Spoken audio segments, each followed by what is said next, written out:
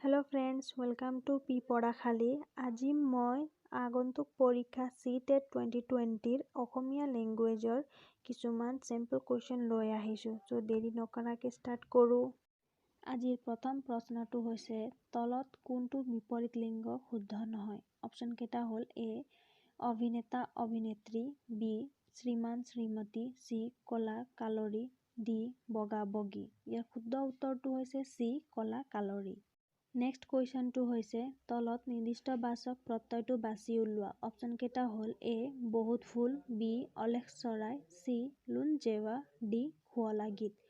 ইয়াৰ শুদ্ধ উত্তৰটো হৈছে চি লোণ জেৱা। নেক্সট প্ৰশ্নটো হৈছে অসমীয়া ভাষা বিশিষ্ট ব্যঞ্জন ধ্বনি কেইটা? অপশ্যন কেইটা হ'ল 21টা, 31টা, 41টা আৰু 52টা। ইয়াৰ শুদ্ধ উত্তৰটো হ'ল অপশ্যন এ 21টা। নেক্সট প্ৰশ্নটো হ'ল মাতৃভাষা শিক্ষণৰ উদ্দেশ্য হৈছে অপশ্যন নম্বৰ এ মাতৃভাষা শিক্ষণৰ 4টা কৌশল শ্ৰৱণ, কথন, পঠন আৰু লিখনৰ দক্ষতা অৰ্জন কৰা। অপশ্যন নম্বৰ বি মাতৃভাষা মাধ্যমৰ বিদ্যালয়ৰ বাবে শিক্ষক প্ৰস্তুত কৰা। অপশ্যন নম্বৰ চি অসমত অসমীয়া ভাষাৰ প্ৰচলন কৰা। অপশ্যন নম্বৰ ডি অসমীয়া সাহিত্যিক প্ৰস্তুত কৰা। ইয়াৰ শুদ্ধ উত্তৰটো হ'ল অপশ্যন নম্বৰ এ মাতৃভাষা শিক্ষণৰ 4টা কৌশল শ্ৰৱণ, কথন, পঠন আৰু লিখনৰ দক্ষতা অৰ্জন কৰা। নেক্সট প্ৰশ্নটো হ'ল তলত শুদ্ধ স্বৰসন্ধিটো বাছি উলিওৱা। অপশ্যন কেইটা হ'ল অনুযোগ এখন, অনুখন, অনুযোগ এখন অন্বেষণ, অনুযোগ এখন অন্বেষণ আৰু ডি অপশ্যনটো হ'ল অনুযোগ এখন অন্বেষা। ইয়াৰ শুদ্ধ উত্তৰটো হ'ব অপশ্যন নম্বৰ চি অনুযোগ এখন অন্বেষণ। নেক্সট প্ৰশ্নটো হ'ল মাতৃভাষা হ'ল ব্যক্তিৰ অপশ্যন নম্বৰ এ প্ৰথম ভাষা, বি দ্বিতীয় ভাষা, চি ঘৰুৱা ভাষা, ডি উপভাষা। আমি চবেই জানো মাতৃভাষা ব্যক্তিৰ হ'ল প্ৰথম ভাষা। ইয়াৰ শুদ্ধ উত্তৰটো হ'ব অপশ্যন নম্বৰ এ প্ৰথম ভাষা। নেক্সট প্ৰশ্নটো হ'ল তলত শব্দবিধি অনুসৰি গঠন হোৱা শুদ্ধ শব্দটো বাছি উলিওৱা। ইয়াৰ অপশ্যন কেইটা হ'ল ভূমিষ্ঠ, চাক্ষুষ, অনুষ্ঠান আৰু পৰিষ্কাৰ। ইয়াৰ শুদ্ধ উত্তৰটো হ'ল পৰিষ্কাৰ।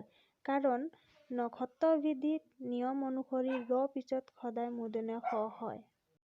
নেক্সট প্ৰশ্নটো হ'ল হাত লৰ শব্দৰ অৰ্থ কি? অপশ্যন নম্বৰ এ ক্ষমতাশালী, বি চুৰ স্বভাৱৰ, চি নম্ৰ স্বভাৱৰ, ডি কৰমৰ্দন কৰা। ইয়াৰ শুদ্ধ উত্তৰটো হ'ল চুৰ স্বভাৱৰ। নেক্সট প্ৰশ্নটো হ'ল তলৰ নত্যবিধি অনুসৰি সিদ্ধ হোৱা শব্দটো বাছি উলিওৱা। এ ৰাৱণ, বি নাৰায়ণ, চি বৰষুণ, ডি বাণিজ্য।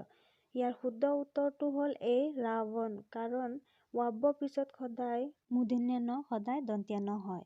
নেক্সট প্ৰশ্নটো হ'ল তলত শুদ্ধ বাক্যটো বাছি উলিওৱা। অপশ্যন নম্বৰ এ তোমাৰ মা এগৰাকী সাদৰী মহিলা, বি তোমাৰ মাৰা এগৰাকী সাদৰী মহিলা, চি তোমাৰ মাক এগৰাকী সাদৰী মহিলা, ডি তোমাৰ মাৰাই এগৰাকী সাদৰী মহিলা।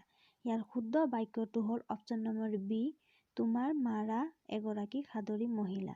নেক্সট প্ৰশ্নটো হ'ল কবিতা পাঠ মূলতঃ ডেছ পাঠ। ইয়াৰ অপশ্যন কেইটা হ'ল প্ৰথম ভাষা, দ্বিতীয় ভাষা, ধাৰণা বা এটাও নহয়। কবিতা পাঠটো মূলতঃ প্ৰথম ভাষাও নহয়, দ্বিতীয় ভাষাও নহয় বা ধাৰণাও নহয়। সেইকাৰণে ইয়াৰ শুদ্ধ অপশ্যনটো হৈছে ডি এটাও নহয়। নেক্সট প্ৰশ্নটো হ'ল উৎস যোগ চাৰণ ইকুৱেল টু উচ্চাৰণ এই সন্ধিটো কোন প্ৰকাৰৰ সন্ধি? অপশ্যন কেইটা হ'ল স্বৰসন্ধি, ব্যঞ্জন সন্ধি, অনুস্বৰ সন্ধি, বিসৰ্গৰ সন্ধি। ইয়াৰ শুদ্ধ উত্তৰটো হ'ল ব্যঞ্জন সন্ধি।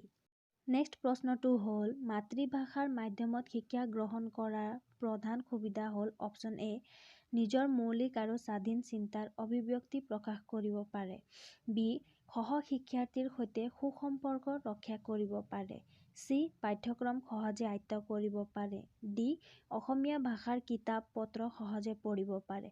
ইয়াৰ শুদ্ধ উত্তৰটো হ'ল অপশ্যন নম্বৰ চি পাঠ্যক্ৰম সহজে আয়ত্ত কৰিব পাৰে।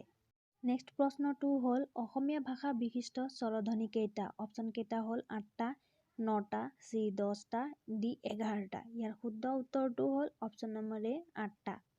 আজিৰ লাষ্ট প্ৰশ্নটো হ'ল গদ্য শিক্ষণৰ মূল উদ্দেশ্য হৈছে এ ছাত্ৰ-ছাত্ৰীৰ ভাষা জ্ঞান বৃদ্ধি কৰা, বি কথা কোৱাৰ সুৰ আয়ত্ত কৰা, চি বিভিন্ন লিখকৰ সৈতে পৰিচিত হোৱা, ডি যতি-বিৰাম চিহ্নৰ ব্যৱহাৰৰ দক্ষতা লাভ কৰা।